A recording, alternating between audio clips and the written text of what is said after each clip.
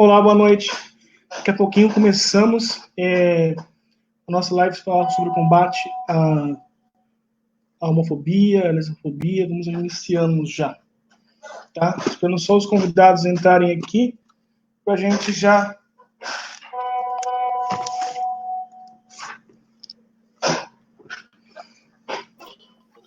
Olá, boa noite, professor. Tudo bem? Tudo bom? Como é que tá você? Tudo bem? Já estamos conectados. Vamos só esperar os outros meninos entrarem para a gente iniciar. Momento único, né?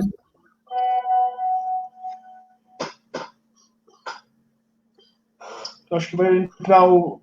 Aí vai participar conosco hoje pessoas como o Júnior, que é excepcional, uma pessoa maravilhosa. Eu conheci em Paranaíba e é uma pessoa que está sempre ajudando. Eu já ouvi falar por conta de camaradas do PSTU de Paranaíba, que tem vínculo lá com a universidade. Nossa, cabelo tudo mal arrumado, né? Cadê os meninos? Cabelo de fiado. É meio complicado, né? Então, vamos ver. Enquanto eles vão passando, o áudio tá legal, a iluminação tá legal, mais luz, menos luz. Eu acho que tem que abaixar um pouquinho aqui para aparecer. Acho que cortar um pouquinho em cima aqui, ó. Será que fica melhor? Aí, isso. Melhor. Aí acho que tá bom, né? Deixa eu ver se tá bom. Vamos ver se o pessoal vai... Outra possibilidade, porque cor, né? Mais claro, melhor. Né? Sim. Do que o outro, que era mais escuro. Nós estamos ao vivo aqui já, ó. Nós estamos ao vivo na página. Gente, muito obrigado por vocês estão entrando. Estamos só aguardando alguns convidados para a gente já iniciar a nossa discussão, as pautas. Eu acho que nossas pautas são importantes.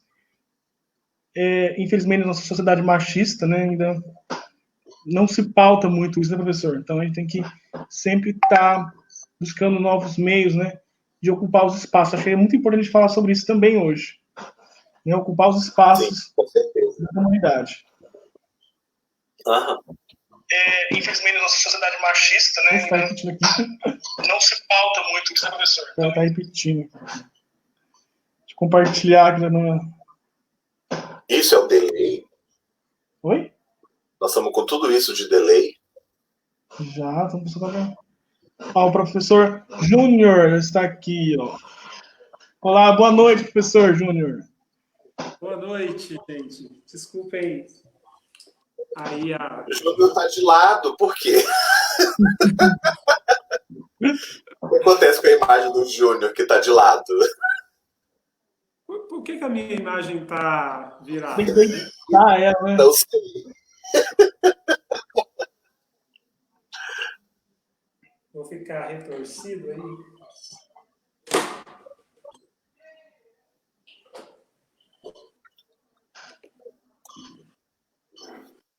Nós já estamos... Acho que tem que abaixar um pouquinho a sua câmera, para dar um destaque mais no seu rosto. Tem como? Sim. Não está sendo transmitido ainda não, né? Tá. Já? Tudo isso está mal. Gente, é a primeira experiência que nós estamos fazendo, né? Então, acho que já é um início. A gente vai se pautando pelas pautas LGBTQI+. E acho que é muito bom, né, estarmos reunidos, né? Aqui. Sim. Eu vou tentar melhorar aqui, enquanto...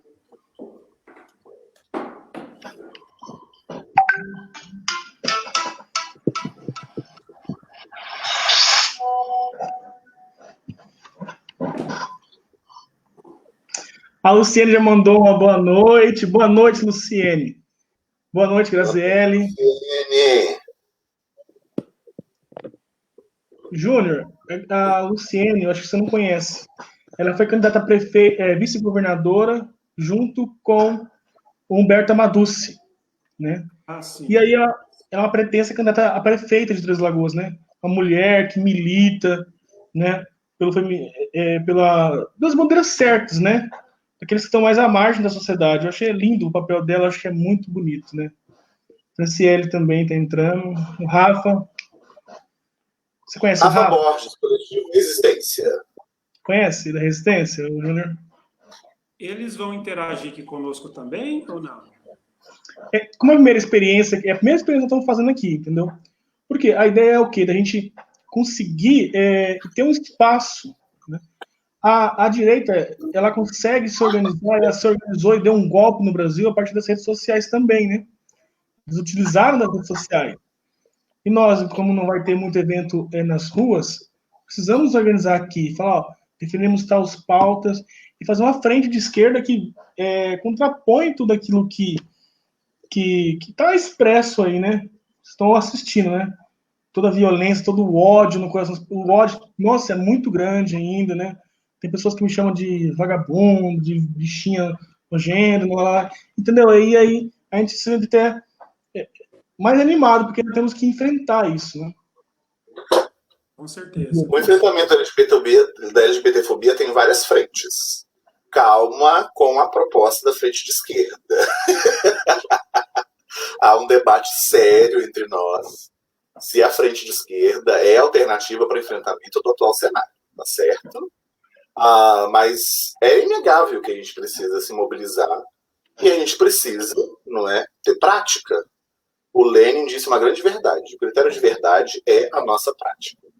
E independente se a gente está orgânico em partidos, ONGs, ou se a gente está acompanhando isso mais da academia, todo mundo precisa dar a sua contribuição para um cenário que é extremamente complicado para pessoas LGBTs. O Brasil é o país que mais assassina pessoas LGBTs.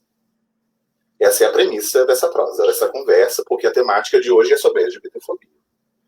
Sim. Mas, né, vamos começar. Temos mais um convidado também aí, do nosso amigo Evandro, também é um grande amigo nosso, que está contribuindo com isso, ele fez a arte. O Evandro, acho que vocês conheceram, né? Ele é também um contribuidor nisso. E a gente, acho que o que você falou é correto, né? A gente tem que se preocupar com a violência. A onda de violência é muito grande ainda, né? Então, ainda mais com o governo que o governo está legitimando isso, né? A partir das políticas dele, de tirar a LGBTfobia, tirar tudo, colocar de escanteio as políticas destinadas às minorias, ele fala, não, pode bater que é tranquilo, entendeu? Pode surrar que eles estão... Não tem quem ajude eles, né? O Estado se torna omisso. Sim. Bom, primeiramente, eu gostaria de agradecer o convite do Reinhold, né, e dos demais organizadores aí dessa nossa conversa, desse nosso bate-papo. E concordo com um pouco da motivação aí que o Reinhold colocou, né, sobre a importância desse bate-papo, da gente ocupar o espaço das redes sociais, né, da mídia. A gente já vinha ocupando, na verdade, esse espaço, né? E até cabe talvez até um pouco de crítica aí, porque a gente sente, acho que vamos desenvolver melhor essa conversa, mas a gente sente que a nossa luta saiu um pouco do espaço físico e se ocupou demais desse espaço mais virtual, assim, né? Então, a gente já vinha ocupando um pouco desse espaço, mas o recorte que o Reinhold faz, né, sobre a maneira como as eleições de 2018 foram decididas é muito relevante, porque realmente a gente está num outro momento de fazer política agora, e é uma política feita muito a partir dessa plataforma, né, das plataformas digitais, e esse espaço está sendo muito ocupado realmente por esse modelo de política que está aí, né? E os apoiadores desse governo também fazem muito uso desse espaço, então eu acho que é importante a gente ocupá-lo para, de alguma maneira, dar, né, o tom da conversa, pensando aí também os contrapontos que precisam ser feitos em relação a essas políticas, né, inclusive as políticas identitárias. Eu acho assim que, para a gente começar, vamos pensar qual que foram os avanços que nós tivemos, né? Eu acho que, mal ou bem, o governo do PT ele conseguiu, né, trazer vários avanços. Ele deu uma abertura, né? Não querendo dizer que no PT não tenha pessoas, ou num partido de esquerda não tem pessoas que são preconceituosas, homofóbicas. Então, pode ter, sim, tem, claro que tem, né? Até porque eles têm muitos candidatos e vereadores, muitos políticos, que eles acabam legitimando, igual eles... tem aquele da Spivot, naquele livro que fala assim, o artigo, pode o subalterno falar, né? Das vezes esses políticos que assumem como héteros, normativos, héteros, eles assumem falando assim, vamos defender a causa, mas muitas vezes eles não sentem na pele, né? Então eles assumem um discurso daquele que é o subalterno, né? Que está à margem, muitas vezes ele não tem voz nem vez de falar, né? Realmente, eu acho que se nós considerarmos o que tem sido a luta, né, LGBT, não só pegando essa pasta do enfrentamento das violências mais diretamente, a questão da homofobia, lesbofobia, transfobia, né, mas, de modo geral, aquilo que a gente tem encabeçado, que os movimentos têm encabeçado historicamente, a gente avançou muito em muitos aspectos, né? Com certeza nós avançamos muito em muitos aspectos. Você a era dos governos do PT e o privilégio e a felicidade de começar nessa militância, digamos, né? Uma militância mais combativa. Olá, boa noite. Boa noite. Eu tive o privilégio de me iniciar nessa militância um pouco mais combativa em 2007 para 2008, né, quando ainda era o governo Lula, e quando eu participei de uma conferência nacional LGBT que aconteceu em Brasília. E aquele momento, né, a gente tinha várias outras conferências acontecendo, tinha da educação, conferência da saúde, e eu pude perceber, né, eu pude presenciar de perto, na verdade, o quão rico era e quão potente era aquele movimento, porque eu fui para Brasília e nessa conferência tinha mais de 1.000 LGBTs do Brasil inteiro, né, entre estudantes, militantes, né, da sociedade civil organizada, pessoas ligadas à política pública, né, voltada para as questões da diversidade. E foi ali que eu fui perceber, né, o quanto a gente era, em número, muitas pessoas no Brasil inteiro ligadas a essa militância, né? Então, hoje, com aquilo que a gente tem, né, se a gente comparar com a maneira como as coisas aconteciam durante os governos Lula e Dilma, a gente, né, realmente sente que nós perdemos em muitos aspectos em relação à força, né, do movimento. Porque eu não sei, né, os demais colegas que estão aqui, né, como eles se sentem em relação à militância nas sociais. Eu acho que é um canal e um instrumento importante, uma ferramenta importante, mas eu sinto muita falta daqueles movimentos, né, que a gente tinha durante aqueles governos em que podia estar todo mundo junto, em que a gente tinha as conferências regionais, que depois ia para as conferências nacionais, né, e vários outros movimentos que a gente teve, como os coletivos LGBTs, né, algo que a gente está percebendo agora que está se fragilizando. Doutora? Vamos devagar com o andor, porque o santo é de barro. Adoro ditados populares. O nosso movimento não começa com a era do governo PT. Os nossos movimentos são anteriores a isso. A gente precisa pautar as conferências brasileiras de homossexuais. Inclusive, quando nós trocamos o uso da sigla para contemplar as camaradas lésbicas, no lugar, né, de iniciar com o G da antiga sigla GLS.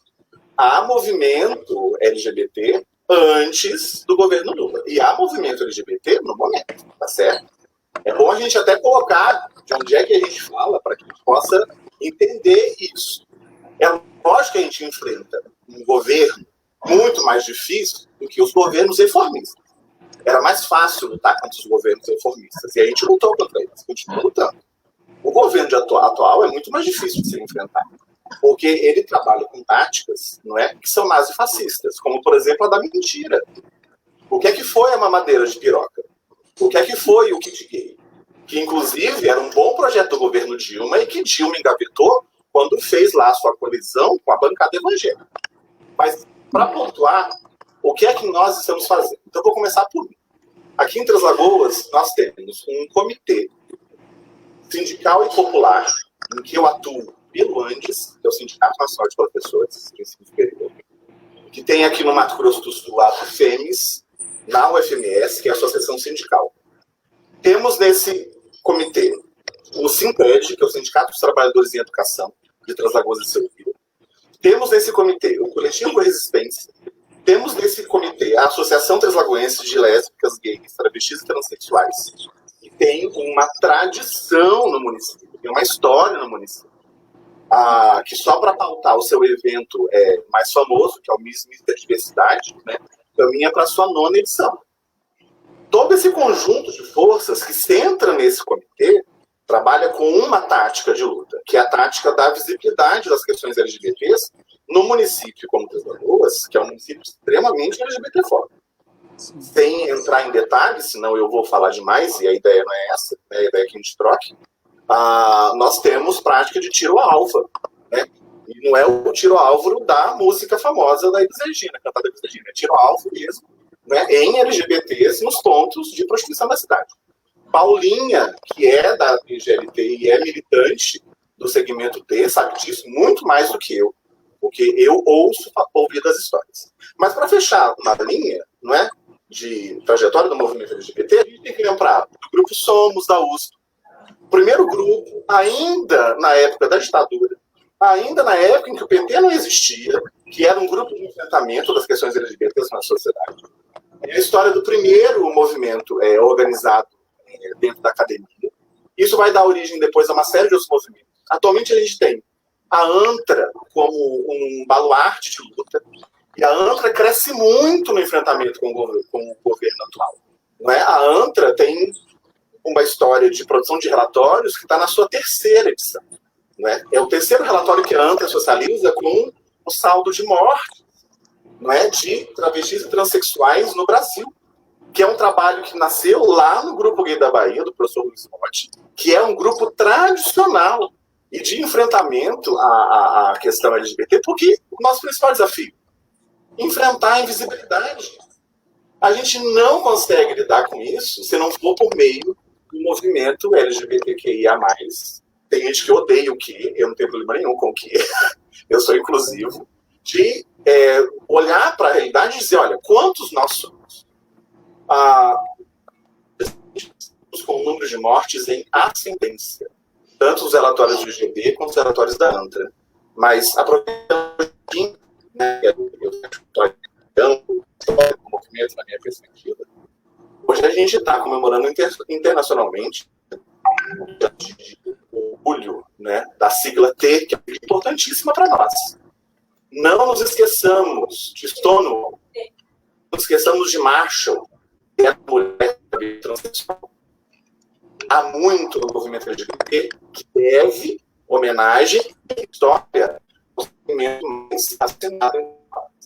Mas acredito que a gente tem, sim, aumentado a nossa dificuldade de trabalhar. Para encerrar esse momento, passamos a ativa de reunir e conseguimos, né? Miss Mister Gay de Três Lagoas e região, fizemos a nossa livre aqui no município, e aí tem o apoio do Edmilson, que trabalha na Secretaria de Ciência Social do município de Três Lagoas, e alguém que fez um mestrado aí em Paranaíba, na UEMS, uma discussão interessante na área LGBT, e fizemos o nosso primeiro seminário para discutir as questões LGBTs no comunidade de Três Lagoas. Mas eu não posso deixar de dizer, é um desafio hercúleo fazer história, porque a gente faz história com o nosso movimento, num cenário que não tem nada de propício. Nada de propício, né? Que grande projeto que a gente conseguiu aprovar no Congresso na última década. Nenhuma. A gente tem tido medidas paliativas pelo STF, exemplo, casamento igualitário. Não é? Agora, possibilidade de doação de sangue, mas isso não é que a gente não se mobiliza, é que o adversário é muito forte.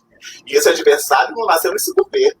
Esse adversário vem desde a ditadura, quando as LGBTs, principalmente as travestis, levavam porrada e eram levadas para dentro das cadeias para limpar a latrina, entendeu? Desde presídio. Mas são perspectivas de uma mesma história. A gente está todo mundo na mesma luta. Wagner, quero agradecer a sua participação. Acho que o som está desligado o seu. É isso. Eu acho que você também traz, para complementar essa ideia de quem está falando, o início, né, da luta, da batalha, né? E aí, queremos saber, assim, sabemos que as medidas paliativas, o qual o professor citou aí, elas são importantes, né? Querendo ou não, elas são migalhas, né, servidas às pessoas, né? Mas, querendo ou não, dá um ânimo, né? Como que você vê a questão do casamento homoafetivo hoje, Wagner? A pergunta é para mim? Desculpa, não entendi muito bem. Como que você vê a questão do casamento homoafetivo? Como que você acha que foi um avanço bom ou tem algo a ser melhorado? E como que você analisa esse pensamento dessa vertente? Eu acredito... Uma abertura, né? Sim. Eu dentro da fala que o Júnior teve no início, eu acho que eu consegui entender um pouco do que ele quis colocar. Eu acho que no governo passado nós tínhamos mais lugar de fala, né? Éramos nós quem falávamos por nós. Hoje em dia nós temos ministros e pessoas e secretários que não entendem nada sobre o movimento LGBT, não entendem nada do movimento feminista, não entendem nada sobre cultura, sobre sociedade e querem dar o seu palpite sobre isso. Então, eu acho que termos esse lugar de fala dentro da nossa política, para a nossa política, é extremamente essencial, porque somente nós vamos conseguir entender as nossas necessidades. Dentro dessas migalhas que você colocou, Reinald, né? E Fontoura, eu acho que mesmo que sendo migalha, o certo era para não ser migalha, né? O coerente, o humano, digamos assim. Mas eu acho bacana, porque mesmo sendo migalha, começando do pouco, ela se torna algo inclusivo, algo político e passa a fluir em algo bom para a nossa comunidade. Nós temos, por exemplo, nesse mês, inclusive, que foi aprovado a doação de sangue pelos LGBTs, e antes nós tínhamos praticamente a impossibilidade de doação de sangue. Isso é algo que foi começado a ser debatido, começado a ser trazido à tona lá em 2017, mas por puro preconceito foi negado, e somente agora, 3 anos depois de luta em judicial, que nós conseguimos, diante de uma pandemia, ter o direito de doarmos nosso sangue, né? Isso, e assim, nada mais grotesco e desumano e preconceituoso e arcaico e exclusivo do que você não poder exercer um papel social humanitário seu, de você não poder doar o seu sangue para o bem da sua sociedade, sabe? Nós perdíamos milhões de litros de sangue, não só no Brasil, mas no mundo inteiro. Então, eu acho que, mesmo caracterizando uma migalha, ela vem para algo positivo, e é importante a gente lembrar que uma faísca, ela pode, sim, virar uma fogueira de São João, ela pode queimar muita gente, ela pode pegar muito fogo. Então, acho que, mesmo que seja faísca, é bacana ter, é bacana a gente discutir, sabe? E, infelizmente, ainda é faísca porque a gente está no momento de extremo fascismo, extremo preconceito. O nosso governo, ele é nazifascista, sim. Os indícios são todos, está aí escancarado para quem consegue ver, para quem consegue ter um discernimento de crítica social do que está acontecendo. Mas acho bacana. Acho que não deveria ser assim, porém, se assim lutaremos para que seja muito mais, né? Lutaremos para comer o pão todo, não só as migalhas. Muito bonito falar. Vamos voltar à Fontoura. Falar um pouquinho mais dessa decisão, né, do Tribunal Superior Federal de derrubar essa restrição. Mas, assim, o que me preocupa, Fontoura, é que os votos foram para par, entendeu? Não foi uma unanimidade, não foi algo... Nós estamos em 2020, né? E era para ser algo visto como de abertura, mas não assim, lá dentro, né? Eu acho que ainda é fechado. Foi com 2 votos de diferença, então aí você vê que está repercutindo esse preconceito ainda, é muito forte, né? Tá na instituição ainda, nas instituições, o preconceito ainda de falar, não, peraí, não vamos aceitar não, vamos fazer, nós temos que engolir eles, como que a gente faz? Então, a questão em torno da doação de sangue por pessoas LGBTs, notadamente por homens gays, ela é fruto de um estigma, né, que se estabeleceu na sociedade brasileira em torno, não é, do HIV/AIDS. A gente precisa recuperar isso historicamente. E eu não consigo fazer isso sem lembrar, né, da minha adolescência. Eu tinha 13 anos, estava na 7ª série, né, o que hoje seria 6º ano, ou 8º ano, por conta de, né, eu ser jovem, mas velho. Né? Eu estudei no fundamental, no ensino de 1º grau de 8 anos, né? Eu não sou dessa geração do ensino de 9 anos e tudo mais. Meu professor de biologia era o Júlio, hoje é colega de trabalho aí da UANA, em Paranaíba, na UFMS, lá no curso de medicina veterinária. E Júlio nos falava da necessidade de que a gente iniciasse a nossa vida sexual usando preservativo. E foi a primeira vez que eu vi um professor na escola falar sobre preservativo. E ele não falou sobre HIV/AIDS, ele falou sobre doenças sexualmente transmissíveis. Mas a gente já ouvia falar de câncer gay.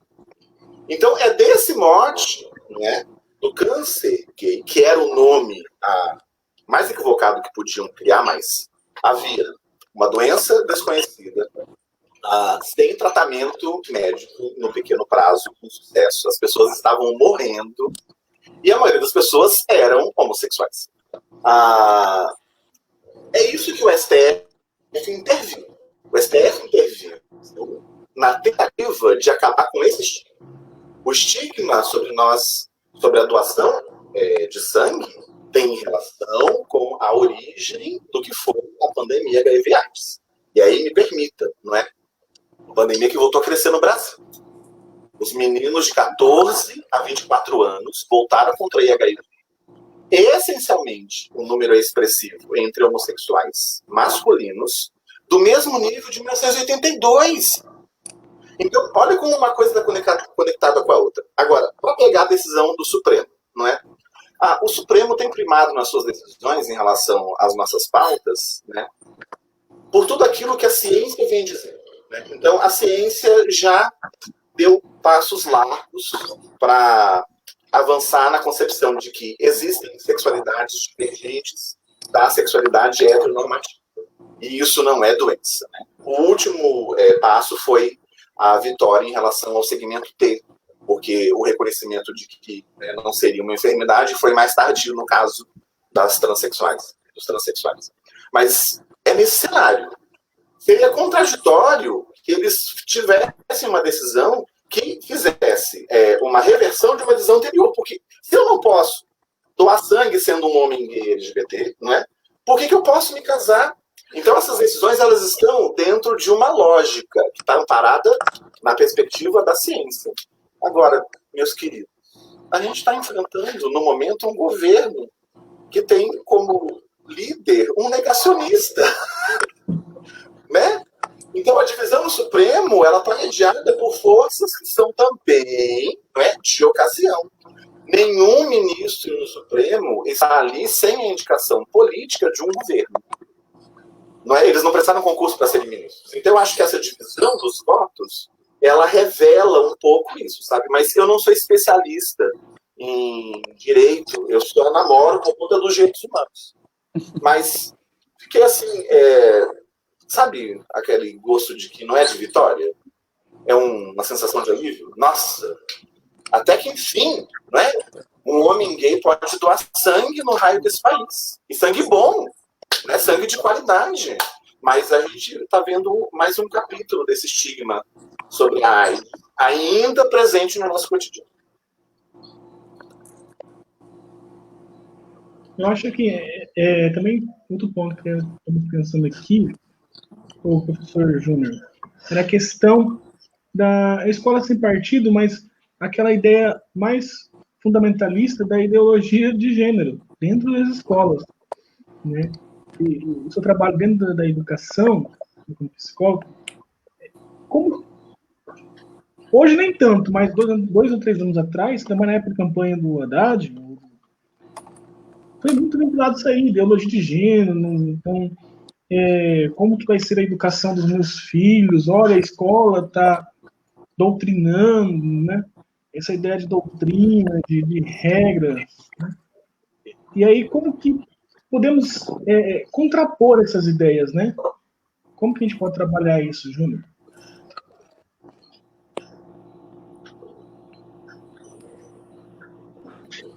Você Está ouviu? chegando um pouquinho cortado para mim, mas acho que eu entendi.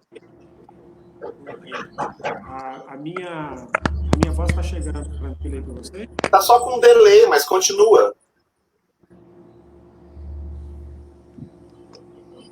Continuar. Tá bom.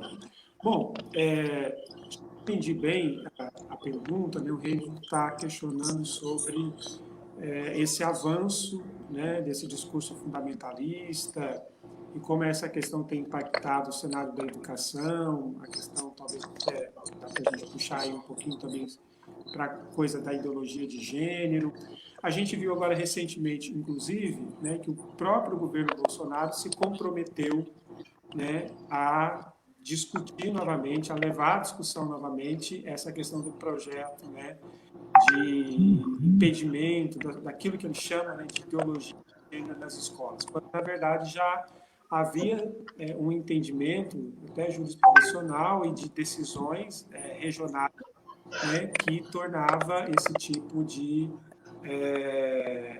questão inconstitucional. Né? Então, isso demonstra aí, né, o quanto o governo continua empenhado em fazer disso uma bandeira, né, e o quanto isso, de alguma maneira, também vai potencializando o que está no imaginário social, que é também extremamente equivocado, de que existe mesmo essa coisa dentro das escolas de você doutrinar as crianças, né, do ponto de vista da tentativa de subverter o gênero das crianças, de subverter a orientação sexual das crianças e adolescentes, né? Olha, a gente tem, acho que especialmente agora do governo Bolsonaro para cá, a gente tem sentido que mesmo quem faz pesquisa, né, pesquisa como militância também, está muito intimidado em relação à abertura para fazer essa discussão, né, no campo da educação.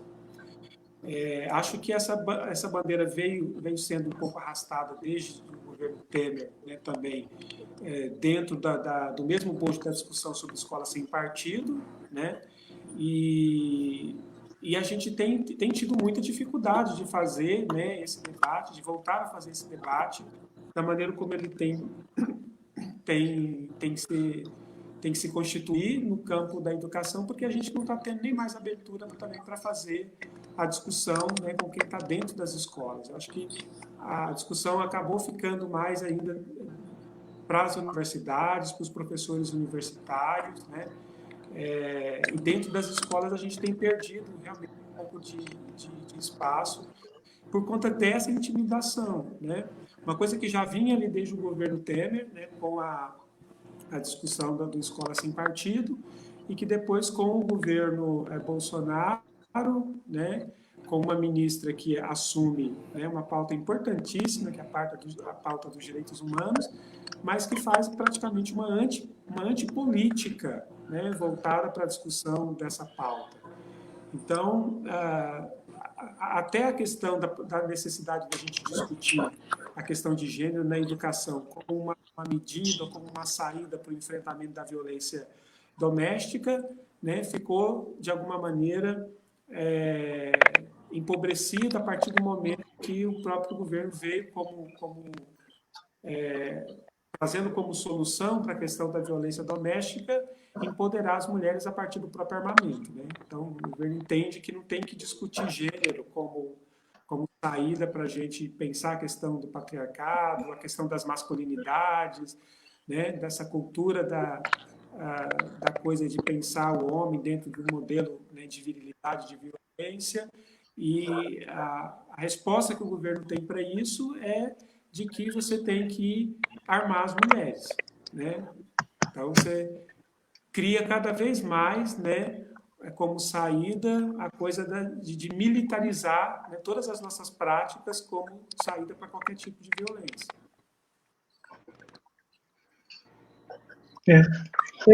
O Wagner, o Evandro me ajudou aqui numa busca, né? Você tem um TCC muito interessante. Você poderia comentar um pouquinho conosco aí sobre isso, sobre esse trabalho seu?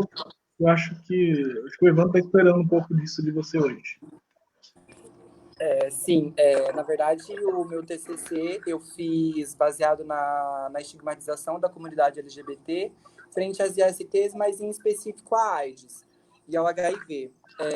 E para quem produz ciência aqui, né, tá dentro da ciência, todos nós aqui na conversa, a gente sabe que nós começamos a delimitar um tema e aí, ao decorrer da pesquisa, ele vai se mudando, quando chega lá no final ele já é outro, né? E dentro da minha pesquisa, eu fui pesquisando e aí eu descobri a proibição. Até então era algo que eu não me atentei muito. E depois eu decidi enfatizar muito mais nisso. E a minha pesquisa, ela fala literalmente de como a comunidade LGBT foi representada socialmente pelas ISTs, né, no período de 1979, no começo da década de 80, que foi onde nós tivemos o boom do HIV. O que tornou mais enfatizador e mais cada vez rechaçante para a nossa comunidade foi os principais imagens de mídia da comunidade LGBT, como Cazuza, Fred Mercury, Renato Russo, tendo as suas mortes alegadas e ocasionadas em decorrência do HIV, né? E na minha pesquisa eu falo muito o quão esse pensamento ele foi enraizado lá no final da década de 70 e no começo da década de 80, e ele ainda paira sobre o nosso cotidiano. O quão isso é inconsciente dentro da nossa vivência social, né? É muito importante lembrar também que durante essa época, como Fontoura falou, o HIV ele foi sim denominado como câncer gay, peste rosa, e as pessoas elas achavam que isso acometia somente a comunidade LGBT. Tanto é que nós vemos, durante a pesquisa, foi muito claro que os principais meios de promoção de saúde, de pesquisa científica, começaram a tomar uma atitude mais ativa para as pesquisas, para as produções e etc., quando o HIV passa a pairar também majoritariamente sobre o público hétero. Então, assim, até então era algo que estava eliminando as gays, estava eliminando os LGBTs, e vamos deixar acontecer, né? Como se fosse uma limpeza, mas depois eles viram que não. Temos dados também de que até o ano de 2010 a comunidade LGBT não era majoritariamente portadora do HIV, e eram os heterossexuais, e depois casais héteros, né? E depois, infelizmente, nós dominamos o cenário. Outra coisa bacana de falar também é que, mesmo diante ao fato de termos a proibição e termos o período de latência de 12 meses, há países que mantinham, por exemplo, o período de 5 anos, né? Países mais desenvolvidos do que o nosso, como a China, a Turquia. A Turquia ele é um país que é predominantemente proibido. Então, assim, você ter uma proibição ao invés de uma inibição é algo mais escancarado desse preconceito, né? E é literalmente o que o Fontoura falou, são sangues bons, são sangues ótimos, sabe? Sangues que possam estar sendo e devem estar sendo utilizados, sabe? E a pesquisa vai muito, meu TCC vai muito nesse sentido, de desmistificar e de entender o porquê. E tem um capítulo que eu trato somente sobre a proibição de doação de sangue para os LGBTs, pautada nessa representação social de que o HIV era alvo dos LGBTs e todo mundo. O que é muito engraçado, né? Porque, assim, parece que eles não fazem testes em sangues de casais heteroafetivos, porque, né, se você rejeita um sangue pelo simples fato da pessoa ser homossexual, então quer dizer que não faz testes, né? Porque esses sangues, eles ainda assim eram colhidos, porque não tinha nenhuma política de falar a esse jovem homossexual ou essa pessoa homossexual que o sangue dela ia ser descartado. Esses sangues eram colhidos, mas no fim eles eram descartados, o que é extremamente triste. Mas dentro desse viés, falando um pouco sobre a doação de sangue, a nossa possibilitação agora, eu falo que nós conquistamos o direito de poder doar, né? Judicialmente, legalmente, nós podemos, nós vamos ter esse lugar agora, ele também é nosso, mas eu ainda penso na questão estrutural do sistema, entende? A gente precisa agora educar as pessoas que estão lidando com isso. Recentemente, uma amiga, ela foi doar sangue, e aí, no momento que ela estava doando sangue, ela fez uma brincadeira sobre o sangue dela, e a enfermeira que estava colhendo o sangue dela deu uma risadinha e falou assim, fica tranquila, pelo menos você não é gay, e bateu assim no ombrinho dela. Então, tipo assim, você vê que o preconceito, ele tá ainda instaurado no meio dessas pessoas que estão ali para servir, entende? Então, agora a gente precisa conscientizar as pessoas que estão nesses órgãos, nessas instituições, colhendo esses sangues e humanizá-las, né? Visto que já conseguimos o nosso direito. É uma questão que até eu vi num comentário esses dias no Facebook, a pessoa falando assim, ó, pode até doar, mas será que eles vão utilizar esse sangue? Né? Uhum. Então, aí você vê que tem tudo, tem um será, né? Se acontecer isso, se vir. Né? Então, LGBTfobia é isso. É sempre ter um vírgula mas, né? Vírgula mas, sempre o mas. LGBTfobia é isso, meus caros. É um processo complexo. Dá para olhar pela ótica da fenomenologia. É um fenômeno que a gente não entende completamente, mas a gente quebra a cara batendo nele. Tipo, você vai doar o sangue, mas você não tem certeza que o sangue vai ser descartado. Uhum. Começa na escola com as práticas de mangação, né? As práticas de burinação, no sentido da zoação. E chega ao assassinato. Tem uma gradação nesse fenômeno. E é sobre isso que eu tenho me debruçado, né, nos meus estudos. Uma tentativa de compreender a LGBTfobia enquanto fenômeno multifacetado, complexo e diverso. Os desafios que a gente tem em termos conceituais, né?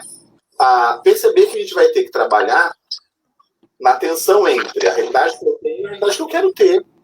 Né? O que o Wagner estava falando é um desafio colocado para a formação de professores, para a formação de médicos, para a formação de enfermeiros, e não só a formação dentro da universidade, a formação no campo de trabalho. As pessoas que já estão lá, né? Essa história da risadinha, né? Pelo menos você não é gay, né? Isso é uma prática LGBTfóbica. E graças ao Supremo de novo, né? Equiparada ao crime de racismo. Graças ao Supremo.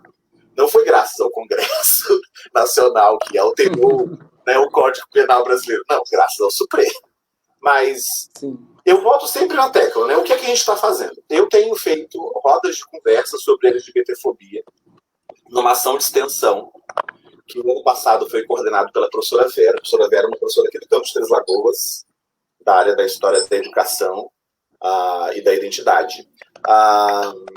Eu fiz 3 a 4 oficinas com professores da educação básica, porque o Sinted é um sindicato de professores da educação básica. A demanda de conhecimento das pessoas, primeiro, sobre sexualidade. O que tem de gente fazendo pergunta nessas oficinas? Eu tenho uma amiga, eu tenho um amigo, mas tem uma amiga minha, tem um amigo meu. E as perguntas primeiro são de sede de saber sobre sexualidade. Quando eles conseguem entender que sexo, gênero, que em alguns lugares é sinônimos, a gente sabe que não é. Orientação e expressão de gênero não são a mesma coisa? Eles, peraí, como assim?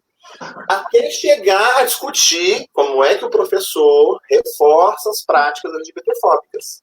A criança está sendo zoada no recreio porque ela não tem o padrão masculino que se espera dela, porque ela é um menino, não é? E aí ele vai reclamar com a professora, e o que a professora faz? A professora diz, mas também senta direito. Mas também, olha o jeito que você anda. Mas também, por que você só brinca com as meninas? Então, para voltar na fala do Wagner, a LGBTfobia tem nos colocado como desafio atuar na formação das pessoas, né, que podem fazer diferença. Essa história dos enfermeiros eu já vou levar para minha aula de didática, viu, Wagner? Eu dou didática na enfermagem. Eu já vou levar para conversar com o pessoal da enfermagem, porque como é que bate? Que bom que você não é gay. Fontoura, e dentro do que você falou sobre gênero, sexualidade, representação sexual e práticas, enfim, como cada uma está no seu âmbito, né? Essa está para cá, essa está para cá, e cada um é uma coisa. E isso é, sim, um pensamento que faz parte dessa estrutura LGBTfóbica, porque você vê, até nós mesmos LGBTs crescemos sem esse discernimento. Esses dias atrás eu estava conversando com um rapaz, e aí ele é um homem trans, né? Ele é um homem trans, só que ele gosta de ficar com meninos homossexuais, com gays. E aí eu tava comentando com um amigo e tal, e tipo assim, e comentei com alguns outros amigos, e nossa, para eles era tipo assim, meu Deus, mas será que eu sou gay? Porque eu tô sentindo desejo. Mas eu também acho bonito, eu também teria coragem, tarará, tarará. Então, assim, isso é tão forte, isso é tão naturalizado, isso é tão social do nosso contexto, que até nós, mesmos LGBTs, às vezes nos vemos fazendo coisas que são LGBTfóbicas, que são preconceituosas e que a gente precisa desconstruir dentro da gente mesmo.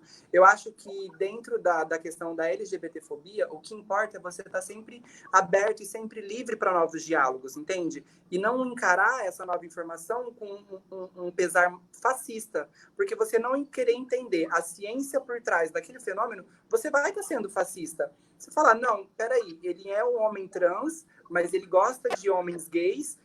Eu não entendi, mas me explica direitinho. Vem cá, é assim, assim, assim. E eu vi... Como é que é? Como é que é isso? Como é que é isso? Como é que funciona? Para onde que vai, né? Isso é essencial. E uma pessoa, quando ela começa a aprender, é um trabalho de formiguinha, né? Uma vai passando para outra, para outra, para outra, para outra, até fazer o mutirão. Deixa eu trocar uma figurinha. Eu trabalho com esse aporte teórico, que é um livro da editora Sanderman. O título do livro é Homossexualidade, da Opressão à Libertação, e o autor é o Hiro Okira. Esse livro conceitua as práticas LGBTfóbicas, sem usar esse termo, como expressão do machismo. A perspectiva nos coloca junto ao movimento feminista de enfrentamento do mesmo inimigo, que é o machismo, não é? O patriarcado, e no caso, o machismo que está dentro de cada um de nós, né? Porque o machismo é ensinado pelas práticas culturais. Isso não nos transforma em feministas. O movimento LGBT pode ter feministas, mas ele em si não é feminista por enfrentar o mesmo inimigo. Mas olha como a questão da LGBTfobia nos questiona a própria identidade, a identidade do próprio movimento. Eu não luto contra um inimigo abstrato. Não, ele é concreto. Ele é o machismo, que me impõe uma forma de ser homem. Olha o exemplo que o Wagner deu, não é? O cara é um transhomem. E ele não pode ser gay porque ele é transhomem? Quem diz que a expressão de gênero tem que combinar com gênero?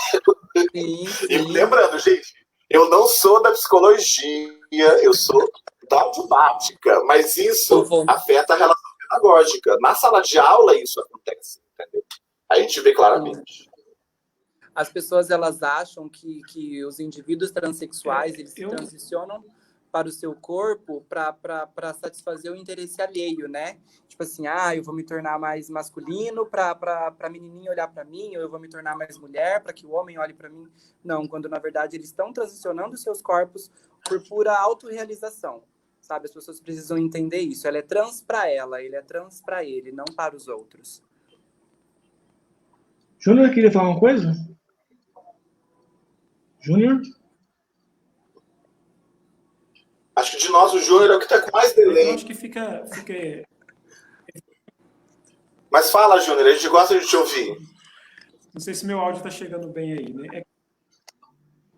Tá, é que a gente nota o quanto que ainda é importante o trabalho educativo, né, da militância. Acho que seja no exemplo que vocês colocaram aí, sobre a questão da doação de sangue, né, que demonstra que não basta a gente ter a lei, você precisa da garantia de uma formação, né, entre os profissionais de saúde, para poder saber como se dirigir, o que falar, o que não falar, enfim, para entender, acho que em primeiro momento, para entender até o universo LGBT, que muita gente não entende, não sabe, né? Então, seja lá no campo da saúde ou no campo da educação, enfim, essa questão, né, da identidade, né, de quem é quem na sopa de letrinhas LGBT, por exemplo, é uma questão que até entre nós LGBT, às vezes você observa, né, que há um desconhecimento, que há uma confusão muito grande. Então, se para alguns de nós é difícil às vezes entender, imagina para alguém que não só é heterossexual, como está num outro mundo, né, que não tem contato, não estuda essas questões, não tem, às vezes, né, a rede social, eu digo rede de amigos mesmo, rede de afetos, pessoas com quem trocar ideias sobre isso.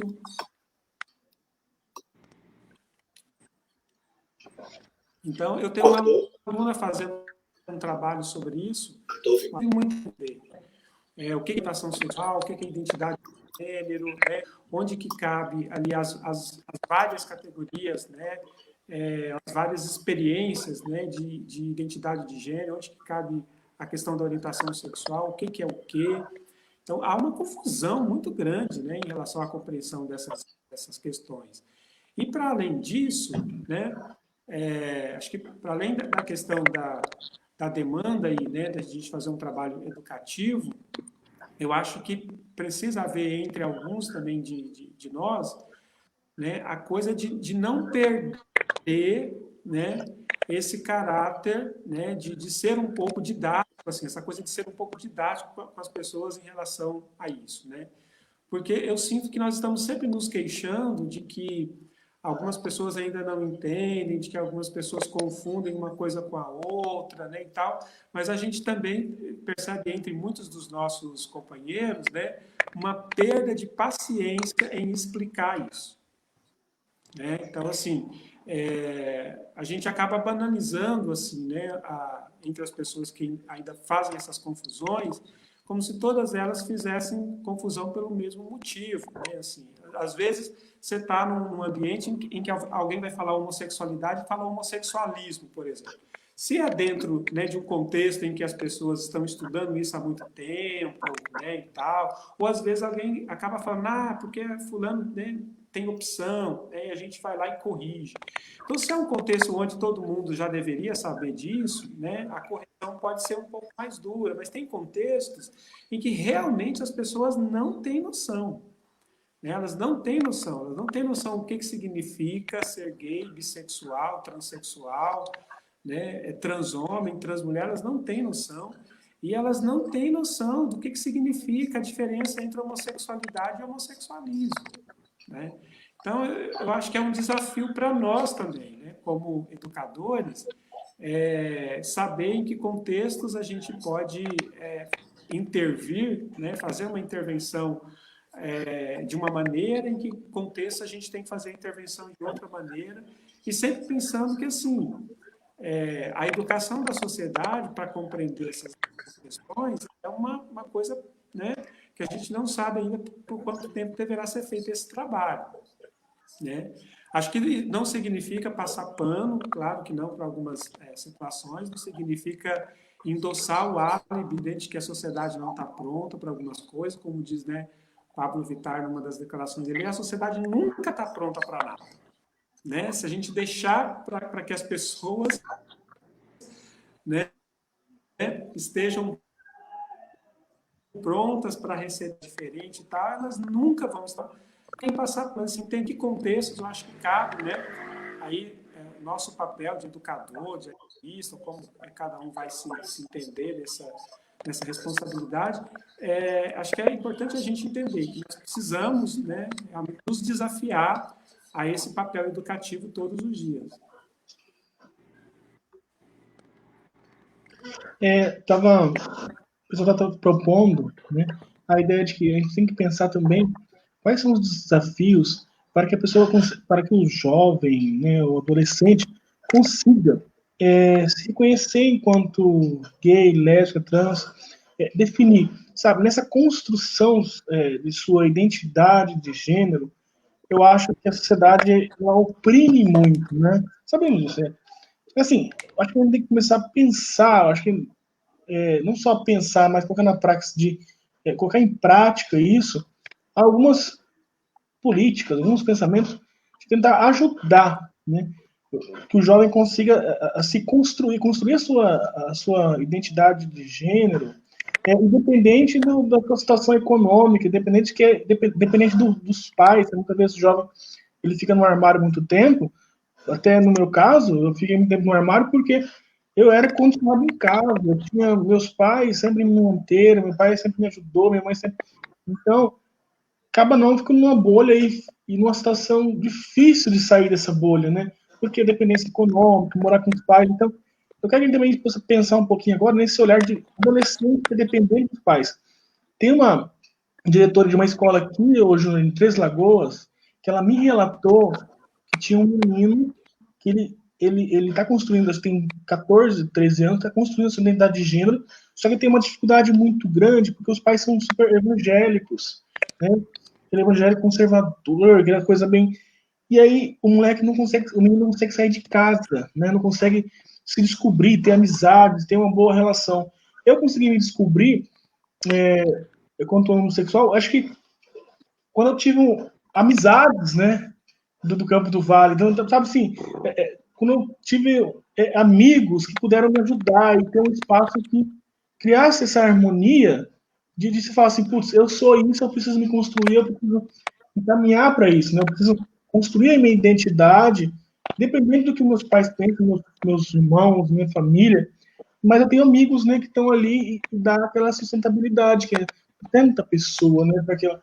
E aí eu pensei no caso desse menino, que eu ainda bate na minha cabeça, eu fico pensando quase toda noite, falando, como que a gente pode ajudar, né, no caso esses jovens que têm uma opressão, eles são oprimidos pela família porque tem que se manter como um hétero, tem que se pautar pelas políticas de regras, esses padrões normativos que a sociedade vai impondo a cada um de nós.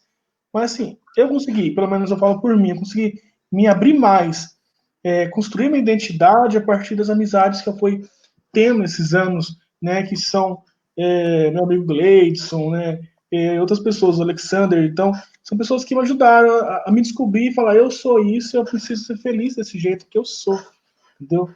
Saber quem eu sou.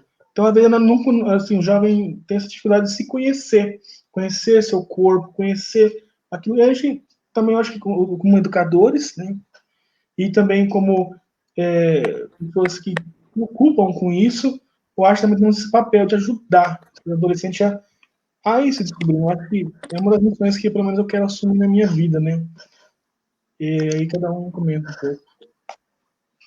Doutora? Doutora?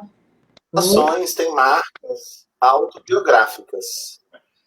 A forma como a gente fez aí o Wagner, a forma como a gente se coloca à disposição das organizações do movimento LGBT, tudo isso tem marca biográfica. Ou seja, né, na nossa história, a gente vai tentando evitar que outras pessoas sofram. No caso específico dos adolescentes, né, nós temos como principal adversário, né, no Brasil, no momento, o partido. Mesmo com a decisão do Supremo, né, que é inconstitucional proibir a discussão de gênero, ou seja, gênero é uma discussão que está dentro do currículo da educação escolar brasileira em várias disciplinas, né, e ainda é um tema transversal, que é a da diversidade. apoiar e dar suporte para as nossas comunidades, né? E aí a gente tem que olhar para cada comunidade. Em Três Lagoas, né, eu volto a falar do comitê. O comitê sindical e popular para a visibilidade da questão LGBT tem um papel fundamental. Mas não foi o comitê que criou essa cultura, né? Em Três Lagoas, essa cultura é iniciada pela Associação Translagoense de Gays, Lésbicas, Travestis e Transsexuais. E aí, para fazer link com o relato que você fez, Reynolds, a Assistência Social tem uma política de intervenção nessas famílias, porque aí é uma área de atuação para um profissional específico, o assistente social. Eu conheço casos, e que eu não posso mencionar, porque as pessoas, né, têm direito à privacidade das suas histórias, né? Mas eu posso contar o caso. Tenho colegas que receberam a tutela provisória de crianças que estavam em conflito com a família. Conheço pessoalmente, e o dedo da intervenção é o dedo da assistência social. E a assistência social em Três Lagoas, e Edmilson, se estiver assistindo, né, poderia contar a história melhor do que eu, inclusive é uma boa sugestão aqui para que vocês, né, do Esquerda 67 ou 67 Esquerda, não sei como é que vocês se denominam de verdade, possam fazer um convite. Edmilson, que está à frente da TGLT, que é a nossa associação, tem condições de contar melhor o que é que vem sendo feito. Mas às vezes a gente não sabe disso. E por que a gente não sabe? Não é? Por conta de uma tendência de olhar para o outro lado. Você vê o menino do bairro sendo, né, açoitado pelos colegas, com as provocações, com as brigas. Você olha para o outro lado, aí isso não é problema meu. É muito parecido com a história da briga do marido e mulher, que ninguém quer pôr a colher por conta do machismo, sabe? Mas eu volto a defender. Eu acho que a gente precisa apostar em ações diretas de socialização de conhecimento. Eu gosto muito da roda de conversa. A roda de conversa que eu faço sobre LGBTfobia, ela não é um sucesso. Tem uma série de problemas. As pessoas que já conhecem a temática não aparecem. Eu já fiz ela no chão da escola e já teve professor que levantou. Porque a pessoa não consegue ouvir. A pessoa tem dificuldade de ouvir que o mundo não é binário. Que o mundo não é 0 e 1. Que o mundo não é homem e mulher, né? Que essa escala masculino e feminino é uma escala que tem 36 possibilidades genéticas no meio. Quando você fala isso, as pessoas, mas peraí, como é que podem existir 36 possibilidades, né, de sexo genético? Então, e aí você coloca lá as ilustrações, né, estilizadas das genitálias, que identificam os testículos e o pênis até o formato dos lábios vaginais. Entre essas duas formas existe um monte de coisas que a gente está chamando cientificamente de intersexo, porque a gente não tem nome melhor ainda. Não é? Eu não estou falando da identidade da pessoa, eu estou falando da genitália que o médico não consegue reconhecer. Mas não dá para ficar, né, achando que a gente vai resolver o problema de uma vez toda. Então acho que a gente precisa ser estratégico. Então, trocando figurinha, né?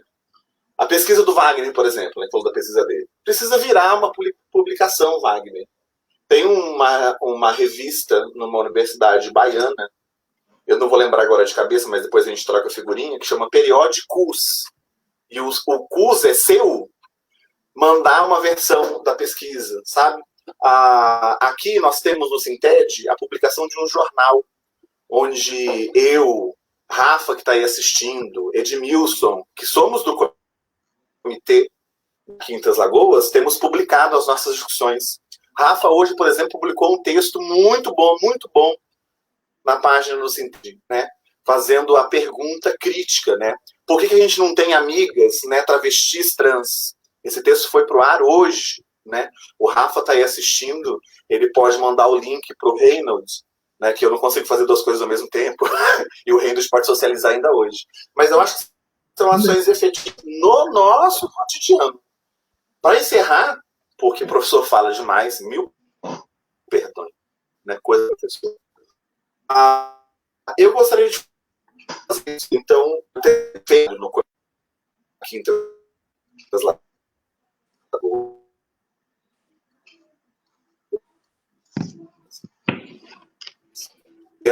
Né? Mas tem muito por fazer, muito. Eu tenho que repetir, professor, repete um pouquinho para nós, deu uma falhada. Eu falhou a parte do final? Eu não escrevi, falei de cabeça. Eu tô dizendo que não consegue fazer tudo o que a gente quer. Que a gente faça o que a gente pode, bem feito. Né? Ter uma ideia, olha só, o último relatório da ANTRA, que é assim, de arrepiar o coração. Eu não vou dar dados estatísticos complexos, não, tá? É só um dadozinho. O primeiro momento do relatório tem um que 99% das LGBTs que deram depoimento para a pesquisa da ANTRA não se sentem seguras no país. De cada 100 entrevistados, 99 não se sentem seguros no Brasil. Não é? Em 2019, segundo a ANTRA, o número de pessoas agredidas, né, uma manifestação da LGBTfobia, agressão, foi de 11 pessoas por dia. É nesse cenário em que a gente está tentando, né, enfrentar a LGBTfobia. Eu acho que assim, eu só gostaria de fazer um destaque, voltando na pergunta do Reynold, né, sobre a questão, pelo que eu entendi bem, da coisa da saída do armário, né, assim, de como a gente pode ajudar as pessoas que estão nesse processo de autoconhecimento, com a sua sexualidade, com a sua identidade de gênero. Eu aí não vou falar só a partir da própria experiência, né, do lugar de gay, de alguém que passou por esse processo um dia, mas também um pouquinho com o olhar da própria psicologia, assim, né? E só fazer um destaque que eu acho bastante difícil a gente pensar num modelo único de como ajudar essas pessoas, né? Porque cada um tem um tempo e cada um está inserido num contexto social, né? No contexto econômico, educativo, que é cultural, que é muito, né, muito complexo. Então, eu mesmo, durante o tempo, cheguei a achar que a gente estava vivendo, né, praticamente a idade do ouro da questão da identidade LGBT, de modo que hoje não era mais possível a gente lidar com os mesmos medos, com os mesmos fantasmas, né, que aqueles que nos antecederam tiveram que lidar, né? Quando, na verdade, isso é um equívoco, e acho que a clínica me ajudou, inclusive, a perceber um pouco isso, que ainda hoje, apesar de nós estarmos no século XXI, no ano 2020, ainda existem muitos meninos e meninas, né, que lidam com uma angústia enorme, né, com essa questão da sexualidade em relação à família, né? Apesar de tantos avanços, apesar de tanta abertura, né, apesar de tantas possibilidades, ainda é uma tortura para alguns desses meninos e meninas lidar, né, com isso. Então a gente vê, às vezes, com bons olhos, meninos de 14, né, se performatizando nas escolas, a gente vê meninas de 15, né, muito seguras em relação àquilo que quer, e a gente às vezes cai um pouco nessa ideia que é um pouco equivocada, de que hoje é muito mais fácil se assumir do que no passado, né? E nem todo mundo tem essa coragem, nem mesmo os que têm essa coragem de fazer isso aos 14, aos 15, lidam com uma violência, né, cotidiana, se não dentro de casa, nos espaços sociais. E o time de algumas pessoas ainda é o mesmo time de pessoas do passado que levavam tempo, né, para ter espaço e coragem para poder falar sobre como se sentem, sobre seus desejos, né? Tem pessoas ainda se assumindo aos 30, se assumindo aos 40, tem gente ainda presa em casamentos, esperando uma oportunidade para talvez sair daquilo, né? Depois que os filhos talvez completarem maioridade, depois que eles forem para a faculdade, aí eu dou um fim no meu casamento e vou viver a minha vida, enfim. Isso aparece na clínica, né? Isso eventualmente aparece na clínica. Então, você percebe que assim, o que você pode fazer na condição de profissional é o encorajamento, o acolhimento, né, para sair praticamente, para acompanhar praticamente o sujeito, né, no seu processo de saída do armário. E acho que um destaque que o Reinhold fez sobre a questão das amizades, né, é importantíssimo, cara, porque às vezes esse acolhimento não vai vir da família mesmo. Então, é a rede de amigos, né, que vai acolher, que vai encorajar, que vai ajudar, né, o sujeito a se entender nesse universo complexo dos desejos, das identidades, né? Então, é dos amigos. E, às vezes, isso se não ocorre no ensino médio, às vezes vai ocorrer no começo da faculdade, né? Que é quando o sujeito já está, talvez, longe de casa, já completou 18 anos, onde ele já tem ali o início, né? Começando a experimentar o início de uma independência financeira, porque a família usa muito isso, né? Para, de alguma maneira, causar um certo terror e fazer um certo controle. Então, é ali que o sujeito começa, talvez, a experimentar um pouco dessa possibilidade. E aí, só para concluir, eu acho que uma coisa importante que a gente tem que pensar ainda dentro desse cenário é a questão do suicídio, né? Porque o que os números, né, do GGB mostram em relação ao impacto da violência, né, e das mortes LGBTs, é que o que nos preocupa não é só o homicídio, né, mas o número de suicídio entre os LGBTs, que é o impacto desse preconceito, dessa dificuldade que eles têm de se colocar no mundo como realmente são, né, de nós nos colocarmos no mundo como nós realmente somos. Então, a gente teve, no ano de 2018, o número, né, de mortes foi muito grande, 420 pessoas, de acordo com o GGB. Em 2020, claro, a gente não tem ainda, né, esse dado. Em 2019, houve uma diminuição no número, né, foi para 329. Mas o relatório do Grupo Gay da Bahia coloca que realmente a gente ainda não sabe exatamente em que condições, né, e por qual motivo que houve, né, essa diminuição. A gente precisa sempre questionar, né, como é que fica a questão das fontes também, em que situações que aparecem, né, o número de LGBTs mortos. A gente sabe que tem muitos que nem são colocados como LGBTs. Então, e a questão do suicídio, né, que para nós é muito preocupante. Então, é tão preocupante quanto o homicídio, né, porque quando nós não somos vítimas, né, da agressão do outro, né, a gente é vítima da própria, né, condição de não se colocar, de não conseguir se colocar a ponto da gente mesmo se violentar, né, de não querer mais continuar a vida. Então, isso é muito grave, né, e é uma coisa que a gente precisa realmente discutir, que está totalmente ligado a essa questão, né, desse processo de se conhecer, né, e de saída do armário. Wagner? Estão me ouvindo?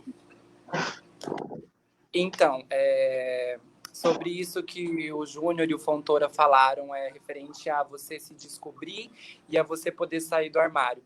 Eu me lembro que dentro de um dos estágios em que eu fiz durante a graduação, eu tive um estágio de orientação profissional, e aí eu decidi fazer numa escola que eu já havia estudado, que era aqui no Jomap, aqui em Três Lagoas. E aí, antes de recrutar os alunos, eu decidi dar uma volta pela escola, passear, ver como é que estava, né, o recreio, fazer quase que uma pesquisa ali de campo. E aí eu vi uma coisa que eu fiquei muito, assim, muito feliz, porque eu acho que eu me coloquei um pouco no lugar deles, que foi os grupos de meninos gays unidos, sabe? Com trejeitos e roupas femininas e afeminados e com voz mais fina. E isso é uma coisa que não existia, por exemplo, na minha época, sabe? Na minha época não tinha um Pablo Vittar na televisão. Na minha época, o gay ele era só o poodle da madame, ou ele era aquela coisa extremamente escrachada, extremamente usada para o humor. Então, assim, eu não me via representado socialmente em lugar nenhum. Essa informação, ela tinha muitas barreiras, ainda mais do que as que tem hoje em dia, né? Então, assim, hoje em dia, eu digo que as pessoas elas têm mais acesso, mais facilidade de acesso à informação. Embora ainda estejamos, sim, numa sociedade extremamente preconceituosa, mas eu acredito que a facilidade de se entender enquanto gay, saber o que você é, isso é muito mais fácil e muito mais automático do que há alguns anos atrás. Eu fui descobrir que eu era gay aos 12 anos de idade, 11 anos de idade, por aí, porque minha mãe teve um amigo que era gay, né, que é gay, e aí um dia, ouvindo a conversa deles, ele falando que estava apaixonado por um outro homem, eu fiquei tipo assim, meu Deus, eu não sou único, eu existo, existe alguém igual a mim. E aí eu fiquei nessa pira porque aquilo me calava, aquilo me corroía sozinho, sabe? Eu achando que eu era o único que achava os outros menininhos bonitos, que tinha interesse pelos menininhos. Então, assim, eu me via como um monstro sozinho, sabe? Sozinho no mundo. E aí, quando eu deparei com mais pessoas iguais a mim, eu falei, meu Deus, eu não tô sozinho, que incrível, que maravilhoso. E eu acho que isso é um papel muito importante das nossas mídias, sabe? Disseminar essa informação, a gente quebrar essas barreiras da pesquisa, da ciência, do conhecimento, da informação, né? E eu acho muito importante, eu fiquei maravilhado quando eu vi esses alunos todos ali reunidinhos entre eles, sabe? Eu falei, gente, que maravilhoso. Eu lembro que na minha época era só eu, né? Se teve mais algum que se assumiu depois e estava lá no armário naquela época, eu não sei, mas eu era super afeminado, andava com as meninas, jogava queimado, odiava futebol, e foi bem trágico, assim, esse período de ensino fundamental e ensino médio. E ver eles hoje em dia tão libertos, tão donos de si, tão assim, tendo conhecimento de quem são e se posicionando, né, de certa forma se tornando político, é lindo. E dentro do que o Júnior falou, eu acredito sim também que a gente tem que analisar a estrutura social que esse indivíduo vive, a estrutura cultural, familiar, né? Aqui na nossa cidade mesmo, nós temos pessoas de famílias tradicionais que são LGBTs, mas não assumem, mantêm tudo muito calado, né? E a gente também tem que respeitar o posicionamento dessas pessoas, entender que cada um tem seu tempo, e claro que você que tem uma grande acessibilidade, que tem uma grande visibilidade, que tem um nome muito bem conhecido, acaba se tornando um ato político você se posicionar enquanto gay, né? Você se dizer e se declarar um homem gay. Mas, se o indivíduo não quer, cabe a nós respeitá-los e entender o seu tempo. Espero muito que esses indivíduos eles se posicionem como tal, porque vai ser lindo, vai ser maravilhoso. E é isso que eu tinha para falar, para finalizar. Bacana. Doutora, vamos fazer mais uma rodada, a gente vê quais são os avanços, né? Você falou da associação que tem em atividade junto à Associação de Professores da Federal, né? De professores. Como que funciona? Quais são as ações que vocês estão se organizando, está parado com esse coronavírus? E aquilo que a pessoa está ajudando. Eu saí daqui, gente, aqui minha bateria está só com 5%, tá? A bateria do Júnior vai terminar, acho que era melhor ele começar, já que vai terminar a bateria dele. Eu não sei o tempo ainda, achei que era 1 hora de live, então acabei não me programando para mais tempo. Ô, Júnior, quais são as atividades, além do coletivo Diversas que tem aí, que eu vi que é um trabalho magnífico que vocês fazem em Paranaíba, sabemos que muitos jovens cometem um suicídio, né? Então é muito preocupante mesmo, a realidade. E qual que é as atividades que vocês vão se organizando para que a gente possa também fazer esse elo, né? De interagir a cidade, de contribuir com as semanas de diversidade, algo do tipo, e a gente somar forças nessa luta. Sim.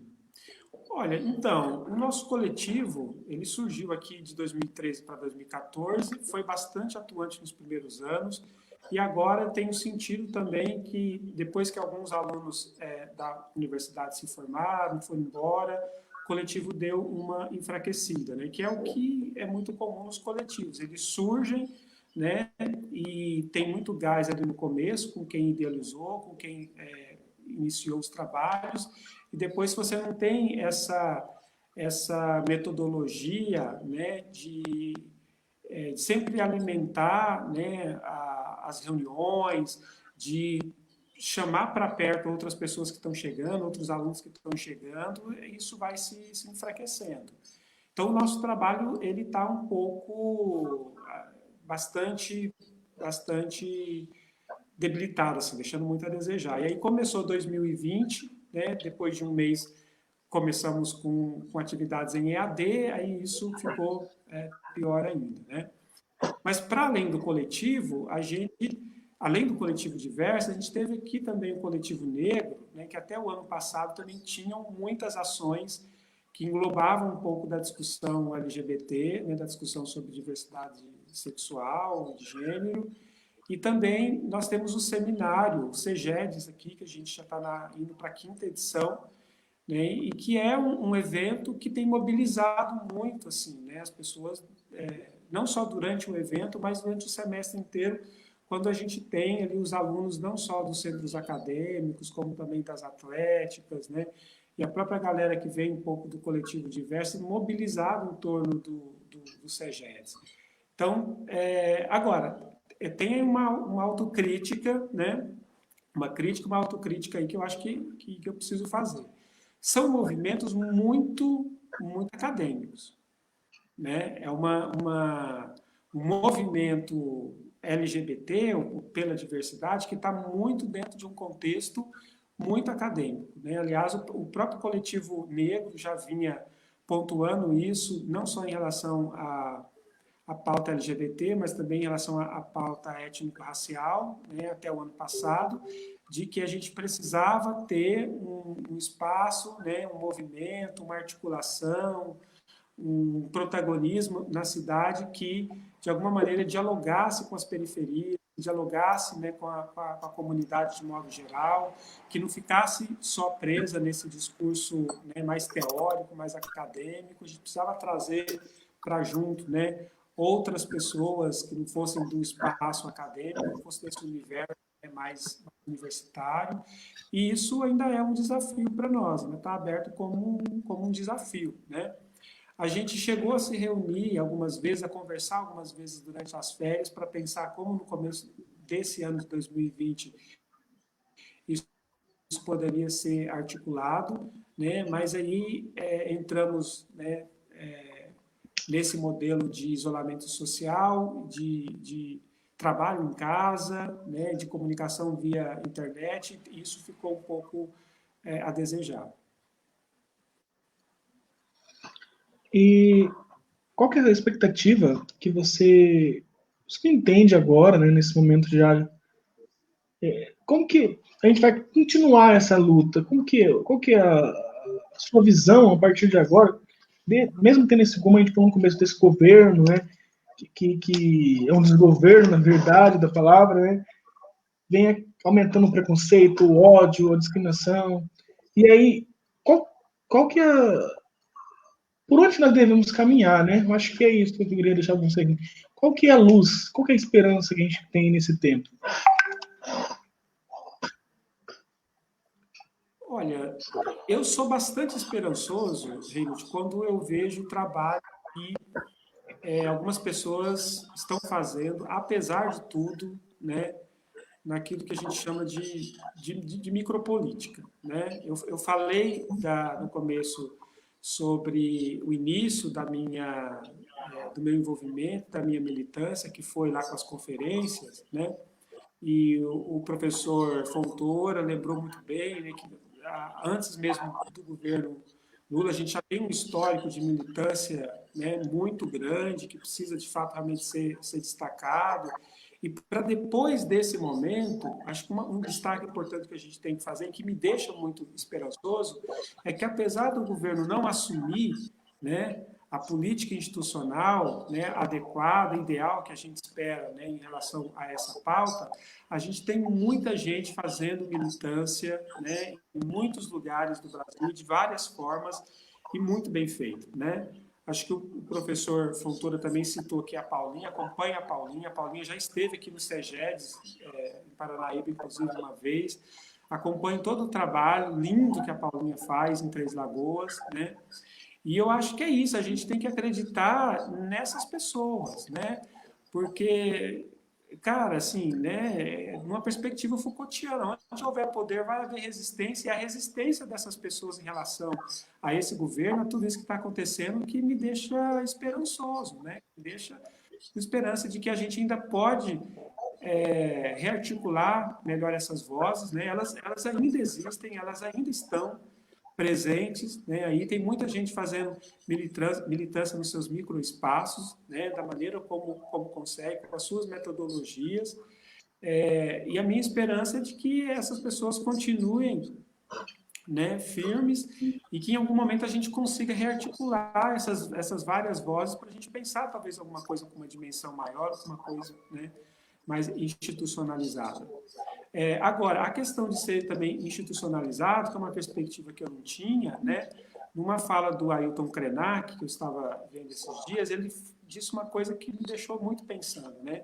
Ele acredita que a desmobilização do movimento social hoje em relação a várias pautas, né, inclusive a questão ambiental, é justamente porque durante os governos do PT, muitas dessas pessoas foram captadas para irem para o governo. E isso desmobilizou, né, muito do movimento. Todo mundo achou que podia fazer parte do governo, que era bacana e legal ser um gestor, né, e foi atuar dentro dessas políticas, e isso enfraqueceu o movimento social. Então, eu acho que saber que ainda tem muita gente, né, hoje, apesar da gente não ter uma política institucional, né, forte em relação a isso, que ainda existe muita gente fazendo essa militância brilhantemente, me deixa muito esperançoso, né? Porque eu acho que talvez a gente está tendo agora, nesse momento de crise, a oportunidade de rever as nossas metodologias, de potencializar essas militâncias dentro desses contextos que não são institucionalizados. Júnior, quero agradecer também a sua participação, já que você acaba de bateria agora, nesse momento. Mas, assim, o Evandro está me falando aqui, dando um toque, que é importante. Eu acho que o momento de resistência agora é também pelos meios de comunicações, o qual a gente pode estar utilizando, né?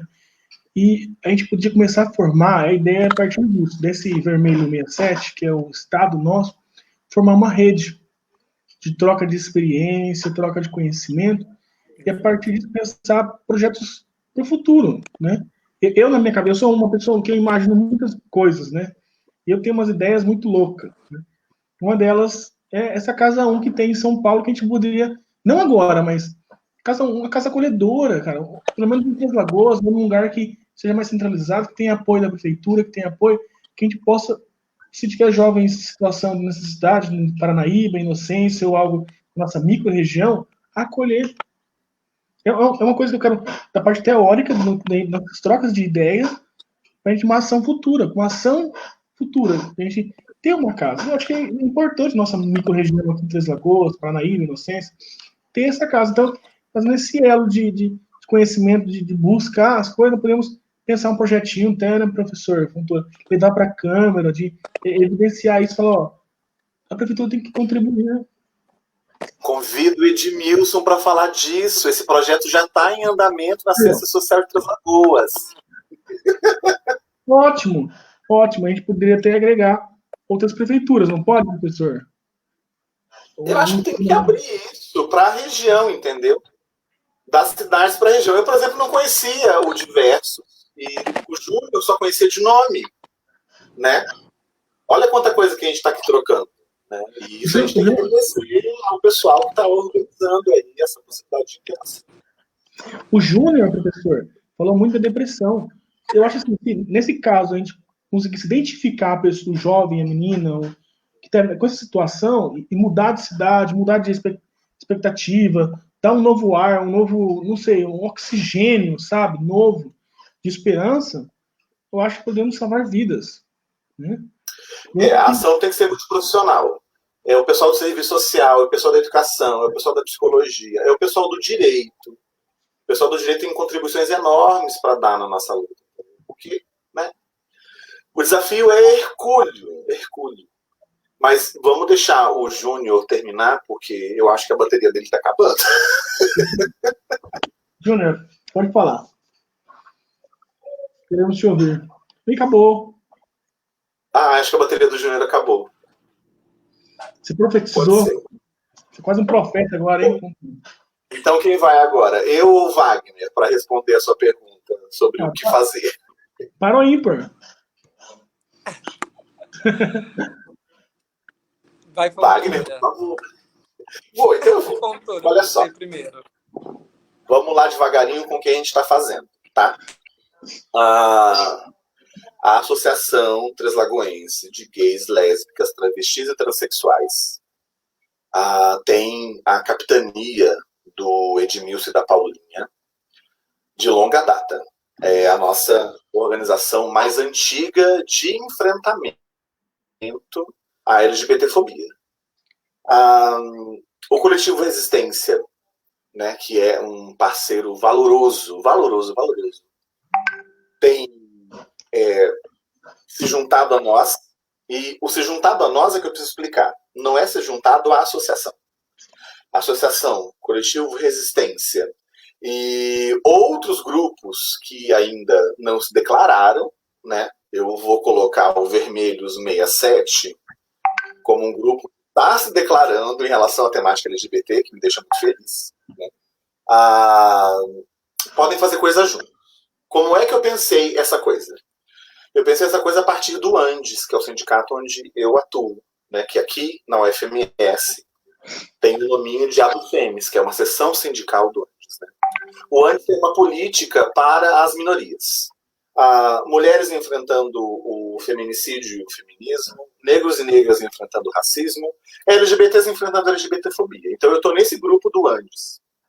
E a minha tarefa foi, na minha realidade, tentar reunir as pessoas que estavam organizadas lutando contra isso. É assim que nasceu o Comitê Sindical Popular para o Enfrentamento da LGBTfobia. Tá?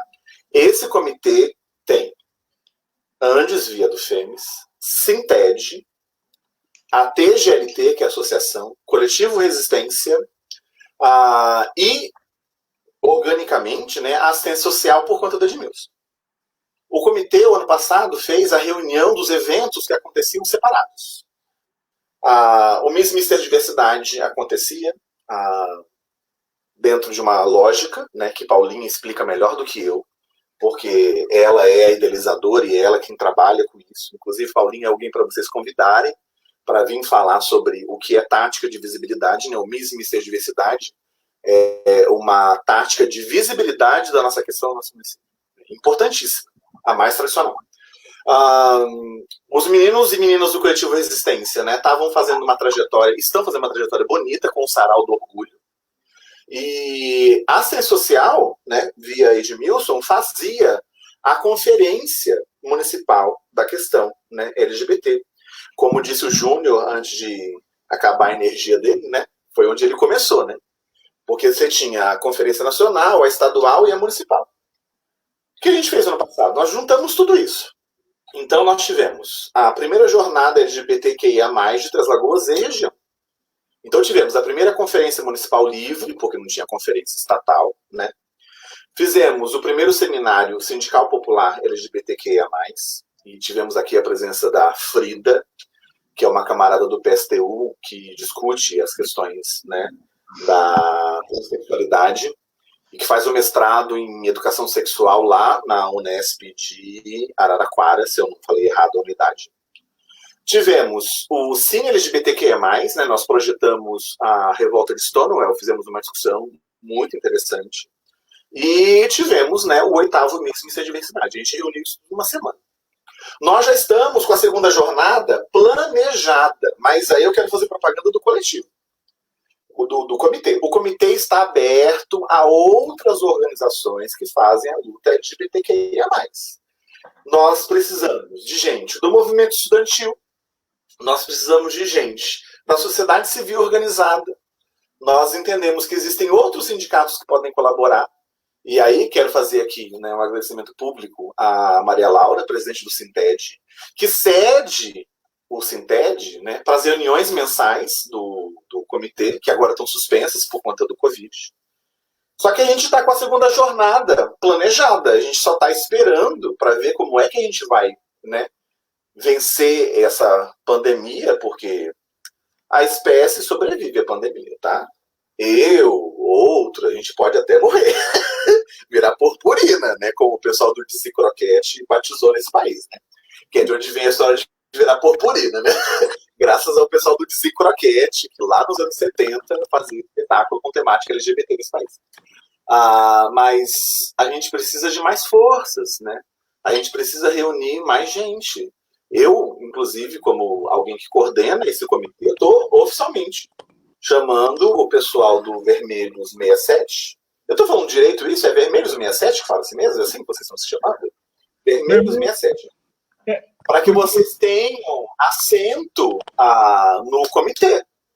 Tá certo? Depois o Reynold vê alguém que pode representar o coletivo para que vocês tenham assento no comitê. Mas eu quero aqui me comprometer também. Eu quero me disponibilizar ao Vermelhos 67 para tentar fazer uma versão online da roda de conversa sobre LGBTfobia que eu faço naquela ação de extensão que eu comentei, sabe? Mas por que falar de visibilidade? Aí eu começo a encerrar. Há uma política de invisibilização das pessoas LGBTQIA+, no Brasil. O projeto Escola Sem Partido é uma das táticas de execução desse projeto, né? Por que proibir a discussão no âmbito da escola? Para que as pessoas não consigam ver a si mesmo no outro. Ou seja, a imposição do modelo heteronormativo, né? Então, as rodas de conversa, que podem ser online, os grupos de bate-papo, eles são fundamentais para que outras pessoas, né, que não sabem que a gente pode ser o que a gente é, possam se ver e se reconhecer. Lembra muito lá o que o Wagner falou, né? Quando viu e percebeu lá que o amigo da mãe amava outro homem e que isso era possível, né? Eu, como tardia, as pessoas né, mais próximas sabem que eu tenho uma relação anterior que é heterossexual, né? Tive uma relação muito feliz, inclusive, que terminou por conta, né, de eu começar a questionar coisas na minha vida. Mas nós que somos viados tardios, né, se é que a gente pode usar essa categoria, a gente neutralizou essa série de reflexões na adolescência. Eu não pensava na minha adolescência, sabe, sobre isso ou aquilo. Não. Estava seguindo o fluxo e tocando a vida. Depois eu tive um casamento LGBT, né, que durou 12 anos. E, cara, é muito difícil, sabe, você não ter o outro como referência. Então eu acho que a cultura LGBTQIA+, ela precisa ser divulgada. E uma das formas de fazer é o que a gente está fazendo agora. Eu faço votos que o pessoal do Vermelhos 67 transforme isso numa política permanente, sabe? Um encontro por mês para debater a pauta LGBTQIA+. Tem um monte de gente para vir aqui para esse espaço conversar, né? Vou fazer de novo propaganda do texto do Rafa hoje, que saiu na página do Sintet. Eu acho que alguém para estar aqui nesse espaço conversando sobre isso, falando sobre isso, né? Mas, para encerrar, eu acredito que o nosso desafio são as táticas de visibilidade na sociedade brasileira. A gente tem que mostrar para a sociedade brasileira que nós existimos, que nós temos pauta organizada de reivindicação e que nós não vamos abrir mão dos nossos direitos mínimos. E sim, eu estou fazendo mão de drag queen, tá? Meu bem, olha aqui, preste atenção. A gente tem pauta. É isso. Tá. Ótimo. Wagner? Eu acredito que o que o Fontoura disse é extremamente essencial. Eu acho que permear esses espaços, essas instituições que insistem em nos deslocar, em nos tirar, em nos excluir, é fundamental. O que eu vejo, a minha análise dentro da minha síntese, um espaço que seria fundamental seria as escolas. Mas aí a gente cai no contexto do que o Fontoura falou, né? Vamos educar essas crianças para aprender essas diversidades, né, dentro de um governo extremamente heteroterrorista, né, digamos assim.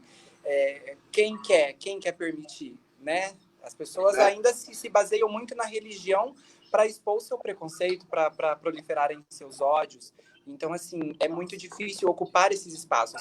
E eu acredito também que essas militâncias, digamos assim, flutuantes, que é um coletivo aqui, um coletivo ali, uma pessoa dentro da sua rede social, isso é muito importante para quebrar esse tabu, sabe? Para conscientizar essas pessoas. Eu sempre costumo falar para os meus amigos próximos para não compartilharem notícias de sites e jornais que não têm fundamentação teórica, que não têm ciência comprovada, notícias de blogs, porque muitas vezes a pessoa ela não curte a nossa publicação, mas ela abre para ler e ela lê aquilo que está ali e ela toma aquilo como verdade para ela.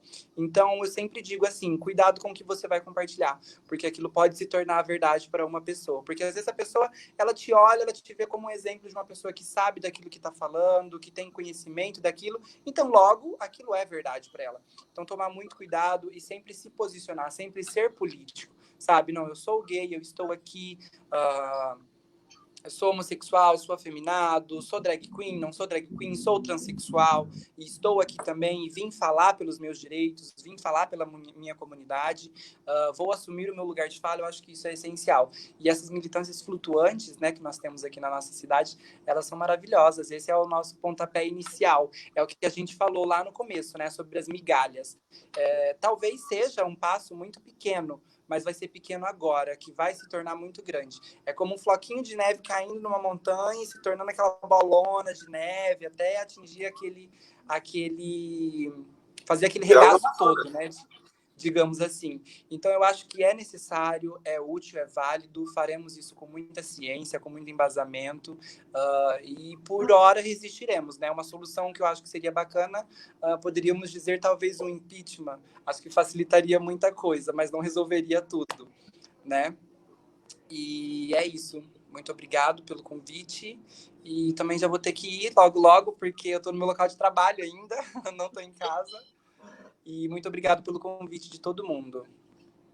Amei participar. E, Fontoura, eu sou muito seu fã. Confesso que eu fiquei morrendo de vontade de te mandar mensagem quando eu estava produzindo meu TCC, porque falaram para mim que a sua biblioteca é incrível. À sua disposição. Obrigado. Wagner, os pontos que você levantou são muito interessantes, né? Eu acho que ouvindo você falar, eu viajando, pensando em umas coisas aqui, né? Acho que não sei se você já pensou nisso, mas uma oficina, né, de corte de cabelo, de visual para esses adolescentes seria bacana. De bolaço aí, entendeu? Alguém que faz maquiagem. Eu acho maravilhoso. Eu acho que nós deveríamos se organizar mais para ensinar profissionalmente, né, a nossa comunidade, a gente se ajudar mais. E eu super adoraria participar, eu sou cabeleireiro e doaria super meu tempo, meu conhecimento em prol de muitas pessoas. Esses dias eu estava conversando com uma amiga também que ela tinha super vontade, eu falei, amiga, faz. E ela é drag, né, aqui na cidade. Eu falei, amiga, faz, eu te ajudo, eu te ensino. Se tiver uma vaga onde eu trabalho, eu tento te colocar lá. E eu acho super importante a gente se doar um pouquinho, por mínimo que seja, sabe? Para nós pode ser pouco, mas para o outro é muito, sabe? Então, eu acho que seria incrível. Muito, muito, muito legal mesmo. Fontoura, eu particularmente, nós podemos continuar até amanhecer. Eu acho que é maravilhoso. Sabe por quê? Eu acho assim, mas assim, estamos não deixando acaba logo. Porque, mas assim, é um momento de partilha. Tempo, eles existem. E uma coisa que eu aprendi com meu pai é que o tempo não volta atrás, mas assim, compartilhado com as pessoas certas, as pessoas que te trazem pensamentos bons, e é bom. Eu acho que isso nos motiva. Eu acho, daí o Evandro está falando aqui que a gente vai continuar esse projeto, a gente quer, igual tá perguntando quem que é a Paulinha, né? Paulinha do quê? Vou pedir para ele procurar, entrar em contato, a gente participar, sabe? E criar essa rede, eu acho que é uma relação melhor, eu acho que fomentar isso é importante, né? Combater a homofobia não é só a gente falar, não pode acontecer isso, não pode, mas temos que colocar políticas, né? Nossa sociedade fala assim, nós estamos presentes. Acho que 3 ações, né? Existir, ocupar e resistir. Acho que é os 3 que precisamos. O ninguém larga a mão de ninguém, isso é necessário. A gente precisa de vocês no comitê. O convite a vocês terem assento ao comitê está feito. Já estou esperando quem é que vai participar das reuniões, tá? E quero reforçar o que eu me comprometi a fazer. Eu estou à disposição de vocês para fazer uma versão online da roda de conversa sobre LGBTfobia. Porque uma das formas da gente enfrentar a LGBTfobia é ensinando sobre ela. Para que as pessoas possam reconhecer, sabe, o tapinha lá nas costas que o Wagner deu da enfermeira. Você não é gay, que bom, né? Porque se as pessoas não reconhecem, elas não conseguem coibir esse tipo de comportamento. Mas quero agradecer a vocês, né, do Vermelhos 67, pelo convite para estar aqui. Foi prazerosíssimo, né, ouvir o Wagner, ouvir o Júnior, que acabou a bateria antes, né, que eu só tinha ouvido falar, eu não conhecia pessoalmente, né, pela internet, vendo, né, pessoalmente de agora, né, por conta do convite. E reforçar que a segunda jornada LGBTQIA+, de Trás Lagoas e região, está planejada. Nós já temos os recursos mínimos para fazer a conferência municipal livre, a segunda, e o seminário, né? O Miss Mister Diversidade já está todo esquematizado na cabeça da Paulinha, né? E a gente tem só um limite, né? Que é a pandemia, por conta das questões, né, da orientação da OMS. Mas a gente quer todo mundo participando da jornada, sabe? E o convite ao Wagner, né, para estar lá junto com a gente no seminário. Eu acho que a sua pesquisa precisa ser socializada em algum momento em que a gente planeje. Tá? Para encerrar, na universidade nós temos desafios também. Então, especificamente para os meninos que estão na graduação, né? A Reynolds fazendo o curso dele, Cacau Marques, né? A Aline da enfermagem, eu acho que a gente precisa marcar uma prosa tão logo a gente vença essa etapa, né, do ensino remoto, que está sendo muito difícil de viver.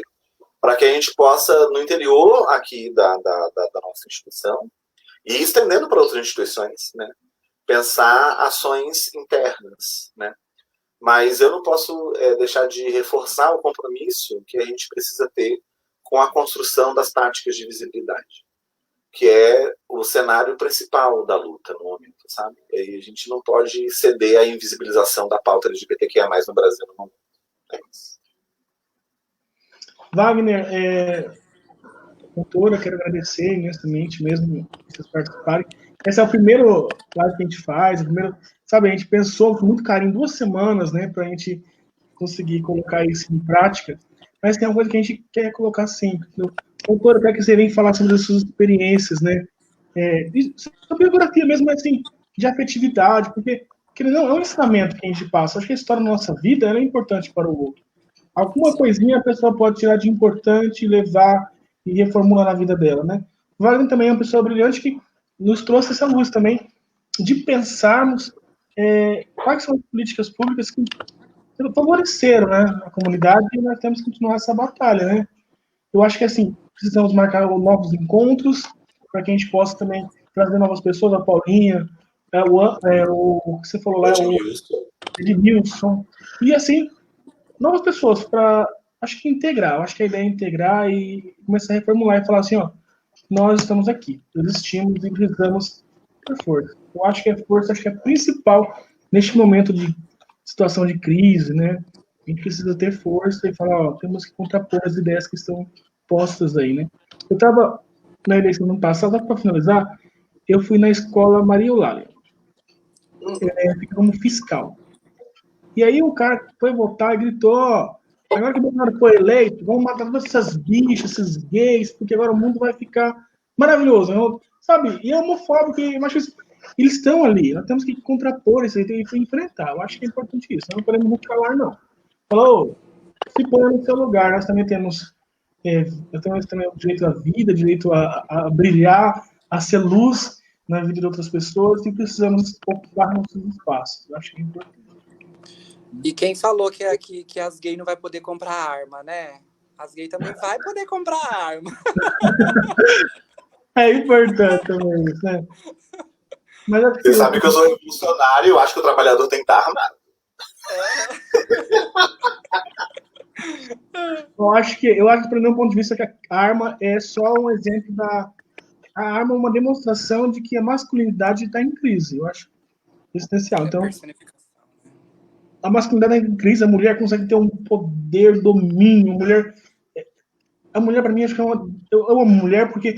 Eu amo a mulher porque ela tem uma capacidade de superar os problemas que homem não tem. Eu não tenho.